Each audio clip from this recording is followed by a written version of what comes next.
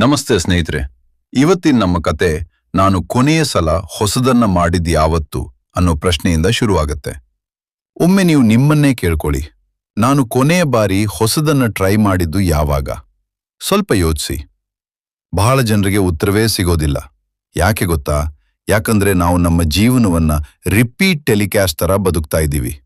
ಬೆಳಗ್ಗೆ ಎದ್ದು ಅದೇ ಹಲ್ ತೊರೆಯೋದು, ಅದೇ ಸ್ನಾನ, ಅದೇ ಮೊಬೈಲ್, ಅದೇ ಕೆಲ್ಸಕ್ಕೆ ಓಡು, ಅದೇ ಟ್ರಾಫಿಕ್, ಅದೇ ಆಫೀಸ್, ಅದೇ ಕೆಲಸ, ಅದೇ ಸ್ನೇಹಿತರು. ಮಧ್ಯಾಹ್ನ ಅದೇ ಊಟ, ಸಂಜೆ ಅದೇ ಮನೆಗೆ ವಾಪಸ್, ರಾತ್ರಿ ಅದೇ ಟಿವಿ, ಅದೇ ಮಾತುಗಳು, ಮತ್ತೆ ಅದೇ ನಿದ್ರೆ.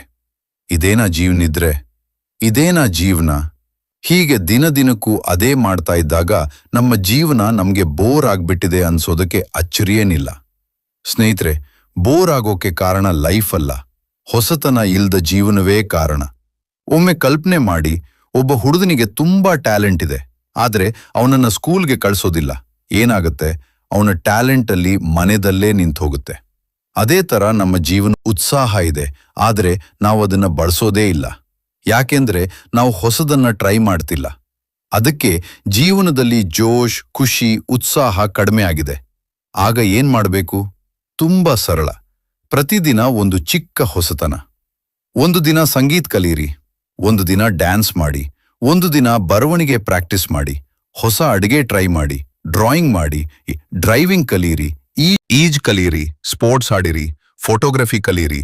ಇಲ್ಲ ಅಂದ್ರೆ ಒಂದಿನ ಮೊಬೈಲ್ ಇಲ್ದೆ ಇರೋದು ಟ್ರೈ ಮಾಡಿ, ಒಂದಿನ ಸೈಲೆಂಟ್ ಆಗಿರೋದು ಟ್ರೈ ಮಾಡಿ, ನಿಮ್ಮ ಬೈಕ್ ಬಿಟ್ಟು ಬಸ್ನಲ್ಲಿ ಪ್ರಯಾಣ ಮಾಡಿ. ಸಣ್ಣ ಸಣ್ಣ ಬದಲಾವಣೆಗಳು, ಆದರೆ ದೊಡ್ಡ ಖುಷಿ ಕೊಡುತ್ತವೆ. ಸ್ನೇಹಿತರೆ, ಜೀವನ ಅಂದ್ರೆ ಕೇವಲ ಬದುಕೋದಲ್ಲ, ಜೀವಂತವಾಗಿ ಬದುಕೋದು. ಜೀವನವನ್ನು ಸೆಲೆಬ್ರೇಟ್ ಮಾಡಬೇಕು. ಪ್ರತಿದಿನವೂ ಒಂದು ಹೊಸ ಅನುಭವ ಮಾಡ್ಕೊಳ್ಬೇಕು. ಯಾಕಂದ್ರೆ ಹೊಸತನ ಇದ್ದಾಗ ಮಾತ್ರ ಜೀವನದಲ್ಲಿ ರೋಮಾಂಚನ ಇರುತ್ತೆ. ಹೀಗಾಗಿ ಇವತ್ತೇ ನಿಮ್ಮನ್ನೇ ಕೇಳ್ಕೊಳ್ಳಿ, ನಾನು ಕೊನೆ ಸಲ ಹೊಸದನ್ನ ಮಾಡಿದ್ದು ಯಾವಾಗ?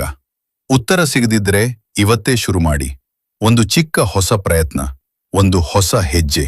ನೋಡಿ, ನಿಮ್ಮ ಜೀವನದಲ್ಲಿ ಮತ್ತೆ ಖುಷಿ, ಉತ್ಸಾಹ, ಜೀವಂತಿಕೆ ಬರುತ್ತೆ. ಹಾಗಾದ್ರೆ ಸ್ನೇಹಿತರೆ, ಇವತ್ತಿನಿಂದ ನಾವು ಕೂಡ ರಿಪೀಟ್ ಲೈಫ್ ಬೇಡ, ಕ್ರಿಯೇಟಿವ್ ಲೈಫ್ ಬೇಕು ಅಂತ ತೀರ್ಮಾನ ಮಾಡೋಣ. ಪ್ರತಿದಿನ ಒಂದು ಹೊಸತನ ಸೇರಿಸೋಣ, ಜೀವನವನ್ನು ನಿಜವಾಗಿಯೂ ಅನುಭವಿಸೋಣ.